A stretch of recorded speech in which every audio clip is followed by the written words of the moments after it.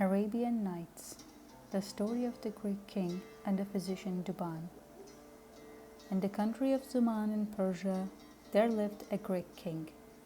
This king was a leper, and all his doctors had been unable to cure him.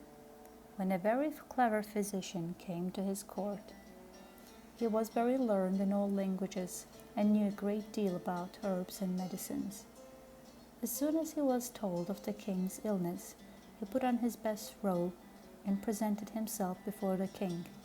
"Sire," said he, "I know that no physician has been able to cure your majesty, but if you will follow my instructions, I will promise you to cure you without any medicines or outward application."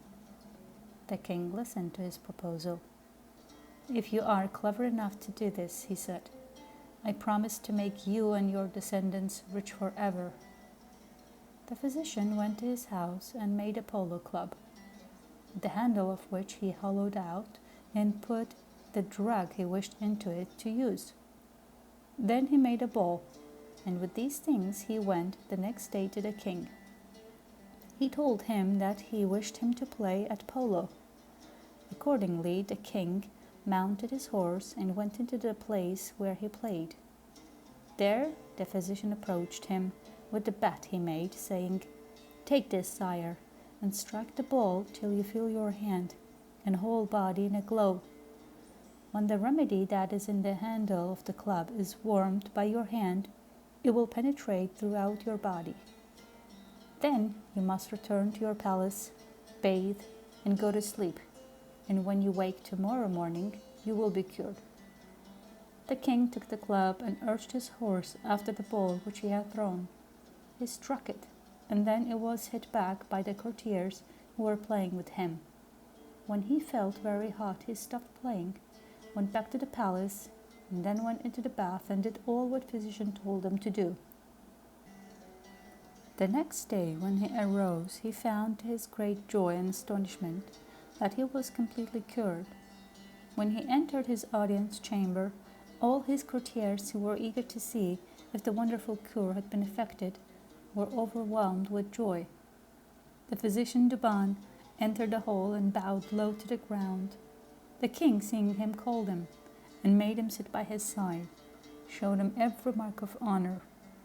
That evening he gave him a long and rich robe of state and presented him with 2,000 sequins.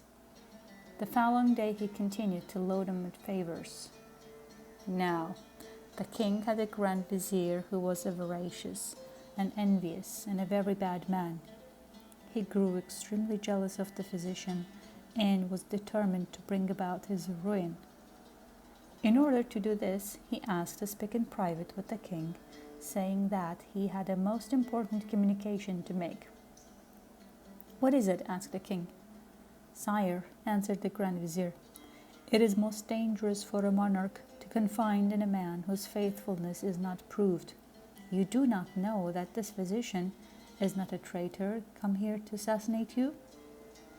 "I am sure," said the king, "that this man is the most faithful and virtuous of the men. If he wished to take my life, why did he cure me? Cease to speak against him. I see what it is.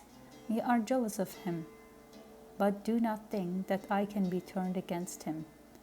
I remember well what Vizier said to King Sindbad, his master, to prevent him from putting the prince, his son, to death." What the Greek king said excited the vizier's curiosity. He said to him, "Sire, I beg your majesty to have the condescension to tell me what the vizier told to King Sindbad." "This vizier," he replied, "told King Sindbad that one ought not to believe everything that mother-in-law says, and told him this story." If you want to hear the story, stay tuned.